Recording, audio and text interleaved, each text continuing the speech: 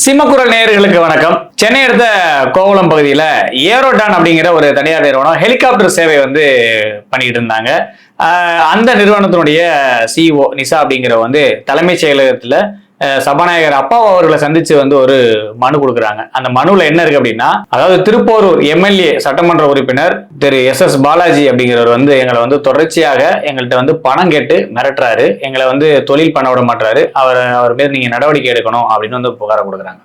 Thiruporur MLA அவர்கள் திரு Balaji sir அவர்கள் நிறைய ப்ராப்ளம்ஸ் பண்ணிகிட்டே இருக்காங்க எங்களுக்கு. அப்ப திருப்போரூர் எம்எல்ஏ யாருன்னு பார்த்தா விசிகாவை சேர்ந்த பாலாஜி அவர்கள். இவர் கிட்டத்தட்ட ஒரு வருடமா அவங்களுக்கு இந்த நிறுவனத்தை தொடங்குனதுல இருந்து, இந்த ஹெலிகாப்டர் சேவை இந்த சுற்றுலா பயணிகளுக்காக தொடங்குனதுல இருந்து எங்களை தொடர்ச்சியா டார்ச்சர் பண்ணிட்டு இருக்காரு. தொடர்ச்சியா எங்ககிட்ட காசு கேட்கிறாரு. எங்க நிறுவனத்தோட எம்டி அவர்கள் போய் பேச்சுவார்த்தை நடத்தினப்ப போதும், நாங்க போய் எங்களுடைய ஊழியர்கள் போய் பேச்சுவார்த்தை நடத்தின போதும், நீங்க என்னையும் கவனிக்கணும், என்னையும் நீங்க காசு கொடுக்கணும் அப்படின்னு சொல்லி இவர் கேட்டதாக அவங்களே குற்றச்சாட்டை சொல்றாங்க. சார் அது லாஸ்ட் இயரே அவங்க எங்ககிட்ட சொன்னாங்க சார். எங்கள் எம்டி போய் அவங்கள கூப்பிட போயிருந்தாங்க. அப்போ நீங்கள் அது மாதிரி கொடுக்கணும், என்னையும் கவனிக்கணும் அப்படின்னு சொல்லியிருந்தாங்க. அப்போ ஒரு வருஷமா இதனால் அவங்க முடங்கி கிடந்து மீண்டும் மறுபடியும் ஜீரோல இருந்து ஆரம்பிச்சு நாங்கள் மறுபடியும் கஷ்டப்பட்டு தொழிலை தொடங்குறோம். தொழிலை தொடங்கும்போது இப்பயும் டார்ச்சர் பண்றாரு. அங்க இருக்கக்கூடிய வெளியாட்களை வச்சு உள்ள எங்களை மிரட்டுறாரு, எங்களை தொழில் பண்ண விடாம மிக அச்சுறுத்தல் பண்றாரு. அவங்க சபாநாயகர்கிட்ட மனு கொடுக்குறார்கள் இருக்கு. எப்படின்னா, உங்க எம்எல்ஏ தான், உங்களுடைய கூட்டணி கட்சி எம்எல்ஏ தான் எங்களை தொழில் பண்ண விடாம டார்ச்சர் பண்றாரு. இவ்வளவுக்கு இந்த நிறுவனத்தோடைய துவக்கி வச்சவரே பாத்தீங்கன்னா தாமு அன்பரசன் அவர்கள் தான் இந்த பச்சை கொடியை காமிச்சு இந்த ஹெலிகாப்டர் சுற்றுலா பயணிகளுக்கான அந்த ஹெலிகாப்டர் அந்த சேவையை தொடங்கி வச்சிருக்கிறார். அப்ப ஆளுங்கட்சியோட துணையோட இவர் நம்ம நினைச்சா நம்ம எது வேணா செய்ய முடியாது அப்படின்றதெல்லாம் அவங்கள்ட்ட சொல்லி அவங்க மிரட்டினதாகவும், அப்ப நம்ம நேரடியா ஆளுங்கட்சியோட துணையுள்ள தானே இவர் ஆடுறாரு. அப்ப நேரடியா நம்ம போய் சந்திச்சு நம்ம இன்னைக்கு சபாநாயகர்கிட்ட மனு கொடுத்துரும் அப்படின்னு அந்த நிறுவனத்தை கிளம்பி போயிட்டாங்க. இப்ப இதுக்கு எந்த மாதிரியான நடவடிக்கை எடுக்க போறாங்க, என்ன மாதிரி நடவடிக்கை எடுத்திருக்காங்க அப்படின்னா அது மிகப்பெரிய ஒரு கேள்விக்குறி. ஏன்னா இந்த அரசு துவக்கத்துல இருந்து பல்வேறு எம்எல்ஏக்கள் மீது, பல்வேறு அமைச்சர்கள் மீது பொதுமக்களை அவதூறாக பேசியதாக சொல்லப்பட்டது அமைச்சர் பொன்முடி அவர்களா இருக்கட்டும், பொதுமக்களை ஓசி பர்சன் சொன்னதா இருக்கட்டும், அது போல இன்னும் பல சட்டமன்ற உறுப்பினர்கள் கள்ள தூக்கி அடிக்கிறதா இருக்கட்டும், இந்த மாதிரியான விஷயங்கள்லாம் நம்ம நிறைய காணொலிகள் பார்த்திருப்போம். இந்த மாதிரி காணொலிகள்லாம் என்ன மாதிரியான நடவடிக்கை எடுக்கப்பட்டிருக்கு அப்படின்னா, எந்த நடவடிக்கைக்குமே நீங்க எதுவுமே நடவடிக்கையை நீங்க பார்க்க முடியாது. அப்படி இருந்துச்சுன்னா நீங்க அதை எடுத்து நீங்க கேட்கலாம், ஆகா பரவாயில்ல ஆதாரத்தோட நீங்க போடலாம். அது மாதிரி எதுவும் நடக்கல. இப்போ தொடர்ச்சியா நீங்க ஒண்ணு பார்க்கலாம், இந்த விசிகால இருக்கக்கூடிய எம்எல்ஏவே மிரட்டுறாருங்க. எம்எல்ஏ கட்ட பஞ்சாயத்து பண்ற மாதிரி எம்எல்ஏ எங்களை அச்சுறுத்தல் கொடுக்குற தொழில் பண்ண விடாம, அது ஒரு பெரிய நிறுவனம், முறையா அவங்க அனுமதி வாங்கியிருக்காங்க.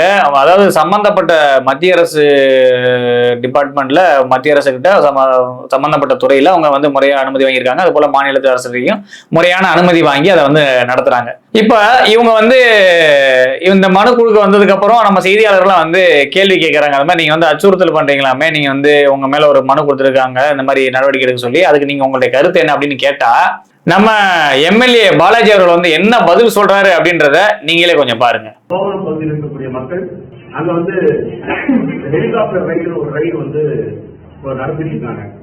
அது மீது தங்களுடைய அச்சத்தை வெளிப்படுத்தினார்கள். பறக்குது இந்த ஹெலிகாப்டர். இந்த ஹெலிகாப்டர் எந்த வருஷத்துது, என்ன மாடலு, அதை யார் சர்டிஃபை பண்ணிருக்கா, இதையெல்லாம் மாநில அரசு அல்லது இங்க இருக்கக்கூடிய நிர்வாகம் அதையெல்லாம் தெரியாது இருக்கிறதா என்பதை பார்த்துவிட்டு அதை அனுமதிக்கும். அதாவது எம்எல்ஏ என்ன சொல்ல வர்றாருன்னா, இந்த ஹெலிகாப்டர் இருக்கு இல்லைங்க, ஹெலிகாப்டர்லாம் நீங்க மேல சுற்றுலா பயணிகள்லாம் சேர்ந்து மேல ஏறி பறக்கும் போது எங்க ஏரியாவில் உள்ள எங்க தொகுதி மக்கள்லாம் ரொம்ப அச்சுறுத்தல் பண்றாங்க. அவங்க அந்த ஹெலிகாப்டர் வச்சு ஏரியா மக்கள் அச்சுறுத்தல் பண்றாங்களாம். அதனால ரொம்ப பயத்தோட அவங்க போயிட்டு வர்றாங்களாம். இல்ல எனக்கு தெரியாம கேக்குறேன், ஏரியா மக்கள்லாம் இங்க ஆகாயத்துல நடந்து போறாங்களா, வாக்கிங் போறாங்களா, இல்ல தரையில போறாங்களா? இது ஆனா இந்த ஏரியா மக்களே பார்த்தாங்கன்னு வச்சுக்கோங்களேன், ஏரியா மக்களுக்கு ஆகா நம்ம எம்எல்ஏ எப்பேற்பட்ட எம்எல்ஏ, நம்மளுடைய கஷ்ட நஷ்டங்களை நமக்கு தரையில நடந்து போகும்போதே நம்ம அந்த ஹெலிகாப்டர் நிழல் கூட நம்மளுக்கு டிஸ்டர்ப் பண்ணக்கூடாதுன்னு அந்த ஹெலிகாப்டர் நிப்பாட்டுன்னு சொல்லி போராடுற பாத்தீங்களா, இவர் தானே நம்ம எம்எல்ஏ, இவரை தானே நம்ம அடுத்தடுத்து ஓட்டு போட்டு நம்ம தேர்ந்தெடுக்கணும் அந்த மக்களுக்கு அவ்வளவு ஒரு அபிப்பிராயத்தை உண்டு பண்றாரு.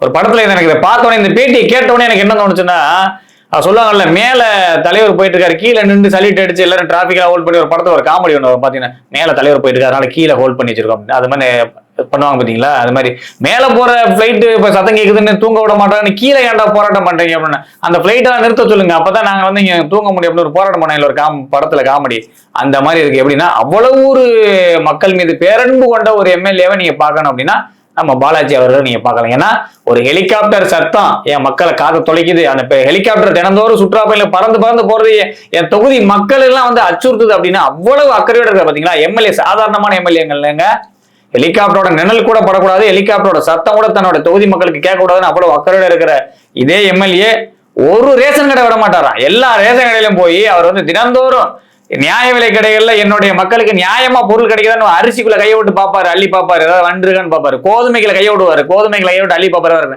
சீனிகளை கையை விடுவாரு, எடுத்துட்டு பாப்பாரு, பாமாயிலாம் பாப்பாரு, அப்படியே கிட்ட போய் மோந்து பாப்பாரு. எல்லாத்தையும் பார்த்து அவ்வளவு தரமா இருக்கணும், அவருக்கு சுத்தமா இருக்கணும். ஹெலிகாப்டரையே வந்து மக்களுக்கு அச்சுறுத்தல் நினைச்சவரு மக்களுக்கு போற நியாய விலைகளை பொருளை மட்டும் சும்மா விட்டுருவாரா? அப்ப என்ன பண்ணுவாரு, எல்லாத்துலயும் வந்து நியாயமா மக்களுக்கு கிடைக்குதான்னு நியாய விலை கடை முதல் கொண்டு போய் அலசி ஆராய்வாப்புல நம்ம எம்எல்ஏ. எனக்கு ஒரு மிகப்பெரிய ஆச்சரியங்க, ஹெலிகாப்டருக்கே எம்எல்ஏ வந்து இந்த மாதிரி ஒரு நடவடிக்கை எடுத்து அதை வந்து நிறுத்தி, அதாவது என்ன சொல்ல வர்றாருன்னா அந்த ஹெலிகாப்டர் எப்ப தயார் பண்ணதுன்னு தெரிஞ்சானுங்க, அதுக்கு முறையை அப்ரூவல் கொடுத்துருக்கா. அந்த டிரைவர் இருக்காரு இல்லைங்க பைலட், அவருக்கு லைசன்ஸ் ஒருங்க செக் பண்ணுங்க, வண்டி ஓட்டுறது சரியில்லைங்க, அவன் போகும்போது அப்படி கட்டடிக்கிறான், போறான் உருட்டுறான், அப்படி டக்குனு போகும்போது ஒரு கட்டடிக்கிறாங்க. அந்த மாதிரி இவர் கீழே சொல்லும் போது எனக்கு சிரிப்பு தான் வந்துச்சு உண்மையில அந்த வீடியோ பார்க்கும்போது. அந்த ஹெலிகாப்டர் டிரைவர் வந்து சரியா ஓட்டலையா, அவர் வந்து அச்சுறுத்துற மாதிரி ஓட்டுறாப்புல. எப்படின்னா அவர் மேல பறந்துட்டே இருப்பாரு, திடீர்னு மக்கள் யாராவது உள்ள போனா டக்குன்னு அவங்கள ஓவர் டேக் பண்ணும்போது ஏதோ லாரி கண்டெய்னர் வரும்போது ஓவர் டேக் பண்ணி கட் அடிச்சு மேல போறாரு ஆகாயத்துல. அதனால வந்து அது அந்த டிரைவருக்கு அந்த சக வாகன ஓட்டிகளுக்குலாம் அந்த டிஸ்டர்பன்ஸா இருக்கும் போல. அதான் சொல்ல வராரு, ரொம்ப அச்சுறுத்தலோட ஓட்டுறாப்புல, அவருக்கு லைசன்ஸ் இருக்கான்னு தெரியல. இவர் ஒருவேளை ஹெலிகாப்டர்ல ஏறி போனாரா, இல்ல டிரைவர் ஓட்டுறதை பார்த்து இவருக்கு ஒருவேளை ஓட்ட தெரியுமா? டிரைவர் ஏன்னா நம்ம வண்டி ஓட்ட தெரியும்னு வச்சுக்கோங்களேன், நம்ம பின்னாடி ஏறி உட்காந்தோம்னா டிரைவர் வாய்ஸ் சும்மா இருக்கு, எப்பவுமே என்னடா வண்டி ஓட்டுற, என்னடா பிரேக் போடுற, ஃபர்ஸ்ட் கியரை போட்டுட்டு இந்த இதில் இருக்கிற போடுறா, தேர்ட் கியரை போட்டு ஓட்டுறா, டாப் கியரை போட்டு ஓட்டுறா அப்படின்னு சொல்லுவோம்ல. அது மாதிரி ஒருவேளை நம்ம எம்எல்ஏ அவர்களுக்கு வந்து ஹெலிகாப்டர் ஓட்ட கூட தெரிஞ்சிருக்கலாம், தெரிஞ்சு அதனால அந்த குறைய கூட அவர் சுட்டி காட்டலாம். ஏன்னா அவர் ஹெலிகாப்டர் ஓட்டிருப்பார்னு நினைக்கிறேன். டிரைவர் சரியில்லை, அவரை செக் பண்ணணும், ஹெலிகாப்டர் எப்போ தயார் பண்ண தெரியல, அதை முதல்ல ஹெல்த்தா இருக்கான்னு முதல்ல செக் பண்ணணும். நான் நினைச்சேன் ஹெலிகாப்டரையே மேல போற ஒரே ஒரு ஹெலிகாப்டர் ஒரே ஒரு சுற்றுலாத்தெல்லாம் மக்களுக்காண்டி ஓடிட்டு இருக்கு, அதையே நம்மளுடைய எம்எல்ஏ வந்து வளைச்சு செக் பண்ணி 1008 கேள்வி கேட்கிறாருன்னா அவர் தொகுதியில ஓடுற ஒரு பஸ்ஸை விட மாட்டாரு போலயே. எல்லா பஸ்ஸையும் தனியார் பஸ்ல இருந்து அரசு பஸ்ல இருந்து 50 பஸ்ஸையும் நிப்பாட்டி இந்த பஸ் எப்போ எப்சி போனது, இந்த பஸ்ஸுக்கு எல்லாமே கரெக்டா ஓடுதா, பிரேக் பிடிக்குதான்னு அம்புட்டையும் செக் பண்ணி தான் வந்து தன்னோட தொகுதி மக்களை வந்து அதில் ஏற்றுவாப்ல, இல்லைன்னா அனுமதிக்கவே மாட்டாப்ல. அப்பேற்பட்ட தங்கமான மனுஷனை நீங்க எல்லாரும் இன்னைக்கு வந்து மிரட்டுறாரு, கட்டமைச்சதை பண்ற மிரட்டுறீங்க, இதை நான் வன்மையா கண்டிக்கிறேன். அவர் வந்து பொதுமக்கள் மீது அக்கறையோட செயல்பட்டு இருக்காப்ல. அவர் இன்னைக்கு ஒரு சாலையில போற ஒரு பேருந்துகளை அதாவது வாகன ஓட்டில இப்ப யாருமே கட்டடிச்சு ஓட்டிட முடியாது. அவர் தொகுதியில வந்து நீங்க ஒரு லாரி போகுது, ஒரு கண்டெய்னர் போகுது, ஓவர் டேக் பண்ணுதுன்னா அவர் கண்ணில் பட்டிங்கன்னா உடனே அதை நிறுத்தி அதுக்கான அனுமதி ரத்து பண்ணி அவன்ல அந்த டிரைவர் இறக்கி உனக்கு லைசன்ஸ் இருக்கா இல்லையா, வண்டி ஓட தெரியுமா இல்லையா, அவனை செக் பண்ணுங்கன்னு உடனே டிராபிக் போலீஸ்ல விட்டு அவனை செக் பண்ணி லைசன்ஸை கேன்சல் பண்ணி தான் விடுவாப்புல. அந்த அளவுக்கு வந்து ஒரு ஸ்ட்ரிக்டான ஒரு எம்எல்ஏனா நம்ம பாலாஜி அவர்கள் தான்.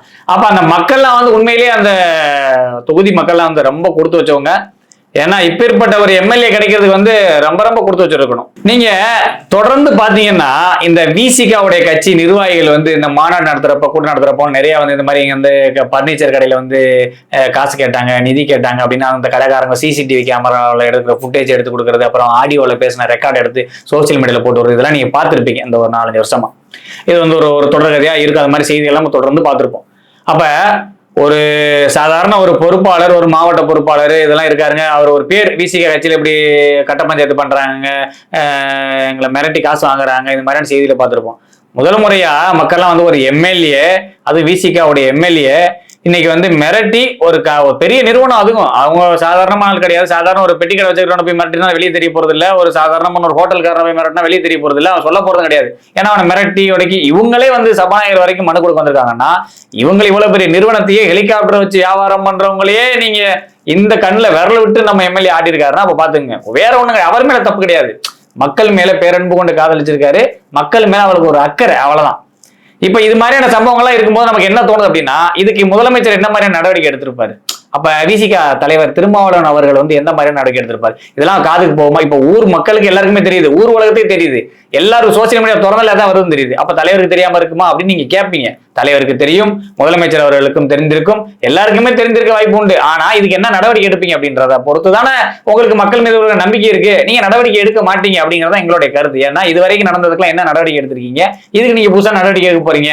வாங்க முறையான விசாரணை நடத்தி அவங்க ஒரு குற்றச்சாட்டு சொல்றாங்க, இதுக்கு எல்லாம் என்னப்பா காரணம் சொல்லி கேட்டு விசாரணை நடத்துவீங்கன்னா மக்களுக்கு உங்க மேல ஒரு நம்பிக்கை இருந்திருக்கும். அல்லது விசிகாவுடைய தலைவர் திருமாவளவன் அவர்கள் வந்து முதல் முறை வந்து யாரோ ஒரு மாவட்ட பொறுப்பாளரோ ஒரு வட்டச் செயலாளரோ ஒரு தப்பு செய்யும் போது, ஒரு தவறு செய்யும்போது நீங்க அவரை கட்சியை விட்டு நீக்கி இருந்து நீங்க நடவடிக்கை எடுத்திருந்தீங்கன்னா, இல்லங்க அந்த கட்சியில அப்படிலாம் பண்ண மாட்டாங்க, அந்த கட்சியில அந்த மாதிரியான ஆட்கள்லாம் இல்ல, அந்த மாதிரி யாராவது பண்ணாங்க அப்படின்னா அந்த கட்சியோட தலைவர் சும்மா விட மாட்டாருங்க, உடனே கட்சியை விட்டு நீக்கிடுவாருங்க அப்படின்ற ஒரு நம்பிக்கையை நீங்க கொடுத்திருந்தீங்கன்னா இன்னைக்கு உங்களுடைய கட்சியை பத்தியும் உங்களை பத்தியும் இந்த மாதிரியான விமர்சனங்களை வைக்க மாட்டாங்க.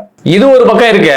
நீங்க தொடர்ச்சியா பாத்தீங்கன்னா எதை பத்தியுமே இல்லைங்க. ஒரு பக்கத்து அரசு அதிகாரிகளோட குற்றச்சாட்டு, எங்களை வந்து எங்க போனாலும் அலக்கழிக்கப்படுறாங்க, லஞ்சம் கேட்கறாங்கன்னு ஒரு பக்கம் குற்றச்சாட்டு. இன்னொரு பக்கம் எம்எல்ஏவே எங்களை மிரட்டுறாருங்க அப்படின்னு சொல்லி ஒரு குற்றச்சாட்டு. இன்னொரு பக்கம் இன்னொரு படி மேல போனீங்கன்னா ரவுடிசம் தலைவிரிச்சு ஆடுதுங்கன்னு பொதுமக்கள்லாம் ஒரே புலம்பல். எங்க பார்த்தாலும் தெரியும், தினந்தோறும் கொலை நடக்குதுங்க, தினந்தோறும் ரெவல்யூஷன் தலைவரிச்சு ஆடுதுங்க, எங்க போனாலும் கட்ட பஞ்சாயத்துங்க, எங்க போனாலும் கொலை நடக்குதுங்க, கொள்ளை நடக்குதுங்க, கற்பழிப்பு நடக்குதுங்க, ரோட்ல பொண்ணுங்க நடந்து போக முடியலங்க. ஸ்கூலுக்கு போற ஒரு டீச்சரை ஒருத்தர் வந்து கத்தியில வந்து குத்துறாங்க, ஏன்னு கேட்டா அவங்க வந்து காதலிக்க மறுத்துட்டாங்களா அப்படின்னு. பள்ளிக்கு போற சிறுமியை வந்து ஒருத்தன் கத்தி எடுத்து குத்துறாங்க, ஏன்னு கேட்டா அவங்க காதலிக்க மறுத்துட்டாங்க அப்படின்னு. அப்ப என்ன நடக்குது? நடந்து போறவனை போய், சும்மா போறவனை போய், ரோட்ல போறவனை போய் அடிக்கிறாங்க, கேட்டா அதை வந்து கஞ்சா போதையில வரேன்றான். ட்ரெயின்ல சும்மா செவனேன்னு உட்காந்து போற ஒருத்தனை போயிட்டு கொடூரமான முறையில் அவனை போட்டு தாக்கி அவன் சாகாத ஒண்ணு கூட, அவன் பொழைச்சதான் வந்து கடவுளுக்கு தான் வந்து வெளிச்சம், அந்த அளவுக்கு தாக்குறான். கேட்டா கஞ்சா போதையில பண்ணிட்டேன்றாங்க.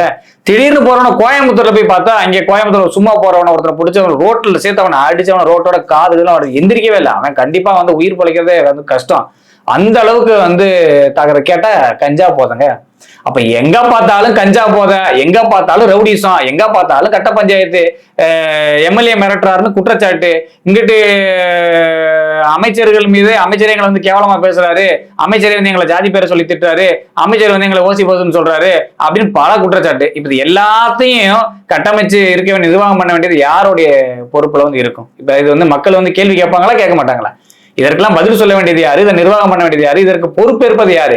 இதெல்லாம் நான் இதை ஈஸியா நீங்க கடந்து போயிட முடியாது இல்லையா? இப்ப நீங்க வைக்கக்கூடிய குற்றச்சாட்டுக்கு இது குற்றச்சாட்டு இல்லங்க, இல்ல இந்த குற்றச்சாட்டு நாங்க மறுக்கிறோம், இந்த மாதிரி நடக்கல அப்படின்னு சொல்லணும்ல. ஒண்ணு தெளிவுபடுத்துங்க, இல்ல இல்லைன்னு சொல்லுங்க, இல்ல முழு பூசணிக்கையும் சோத்துல மறைங்க, இல்ல நடவடிக்கை எடுங்க, இல்ல ஏதாவது ஒண்ணு எடுங்க. ஏன்னா முடியாது, ஏன்னா எதுவுமே அவருடைய கண்ட்ரோல்ல கிடையாது. எதிர்கட்சி தலைவர் அவர்கள் சொல்வது போல இப்ப மாண்புமிகு முதலமைச்சர் அவர்கள் வந்து அவருடைய கண்ட்ரோலே இல்ல, எதுவுமே கண்ட்ரோல் இல்ல. போதைப் பொருளை அவரால் கட்டுப்படுத்தவே முடியல. தினந்தோறும் கஞ்சா வழக்கு பதிவு செய்யப்படுது, தினந்தோறும் கஞ்சா போதையில கொலை நடக்குது. அவர் கண்ட்ரோல் இல்ல, அவரே தலையை பிச்சுட்டு இருக்கிறாரு.